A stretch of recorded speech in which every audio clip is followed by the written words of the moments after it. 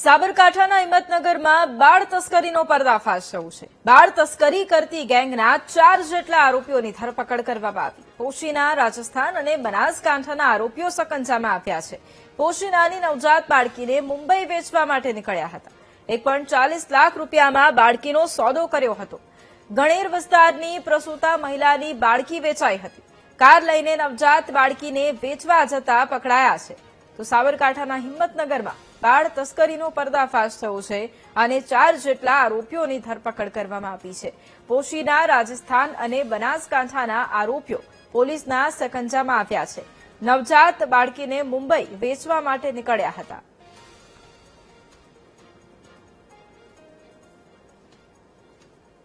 અમદાવાદના ગોતામાં ઘડિયાળ ચોરીનો ભેદ ઉકેલાયો છે। સોલા પોલીસે ઘડિયાળ ચોરી કરનાર આરોપીની ધરપકડ કરી છે। વંદે માતરમ પર શોરૂમમાંથી ચોરી કરી હતી। 2 લાખની કિંમતની લેડીઝ ગોલ્ડ વોચની ચોરી કરી અને ફરાર થયો હતો। આરોપી મૂળ ઉત્તર પ્રદેશના ઇટાવા જિલ્લાનો રહેવાસી છે। તો અમદાવાદના ગોતામાં ઘડિયાળ ચોરી અને જેનો ભેદ ઉકેલાયો છે। સોલા પોલીસે ઘડિયાળ ચોરી કરનાર આરોપીની ધરપકડ કરી છે।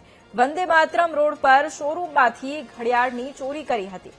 2 લાખની કિંમતની લેડીઝ ગોલ્ડ વોચની ચોરી કરી અને આરોપી ફરાર થયો હતો। આરોપી મૂળ ઉત્તર પ્રદેશના ઇટાવા જિલ્લાનો રહેવાસી છે। પોલીસે હાલ તેની ધરપકડ કરી અને વધુ તપાસ પણ હાથ ધરી છે। આ ઘટનાના સીસીટીવી ફૂટેજ પણ સામે આવ્યા હતા કે જ્યારે આરોપી છે એ શોરૂમમાં પ્રવેશી અને ઘડિયાળની ચોરી કરી અને નાસી છૂટ્યો હતો, જેની કિંમત પણ લાખો રૂપિયાની છે। આ શોરૂમ જે વંદે માતરમ રોડ પર આવેલો છે અને ત્યાંથી આરોપીએ ચોરીની ઘટનાને અંજામ આપ્યો હતો। લગભગ 2 લાખની કિંમતની આ લેડીઝ ગોલ્ડ વોચ કે જેની ચોરી કરી અને આરોપી ફરાર થયો હતો। મૂળ ઉત્તર પ્રદેશનો આરોપી છે, જેની અત્યારે ધરપકડ કરાઈ છે। અને આજ મુદ્દે સંવાદદાતા અનિતા ફોનલાઈન પર છે। અનિતા, અમદાવાદના ગોતાના શોરૂમમાંથી ઘડિયાળની ચોરીનો ભેદ ઉકેલાયો છે, શું કાર્યવાહી?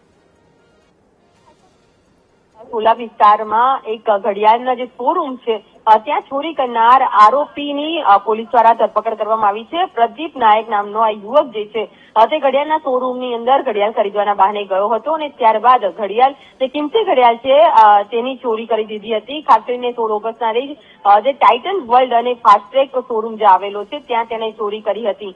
સોલા પોલીસ દ્વારા સીસીટીવી ફૂટેજ અને બાતમીદારોની મદદથી તપાસ કરતા જે આરોપી જે છે પ્રદીપ નાયક તેની ઓળખ થઈ હતી અને તેની ધરપકડ કરવામાં આવી છે।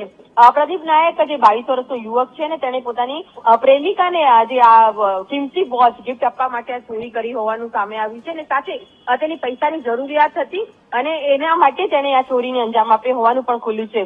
આરોપી મૂળ ઉત્તર પ્રદેશના ઇટાવા જિલ્લાનો રહેવાસી છે ને અમદાવાદમાં મજૂરી કામ કરતો હોવાનું સામે આવ્યું છે। હાલ તો પોલીસે તેના રિમાન્ડ મેળવીને વધુ તપાસ હાથ છે કે આ ચોર દ્વારા અન્ય કોઈ ચોરીને અંજામ આપવામાં આવ્યો હતો કે નહીં અને તેની સાથે અન્ય કોઈ વ્યક્તિઓની સંડોવણી છે કે નહીં તે મુદ્દે વધુ તપાસ હાથ ધરાઈ છે। જી બિલકુલ, આભાર અનિતા તમામ જાણકારી માટે।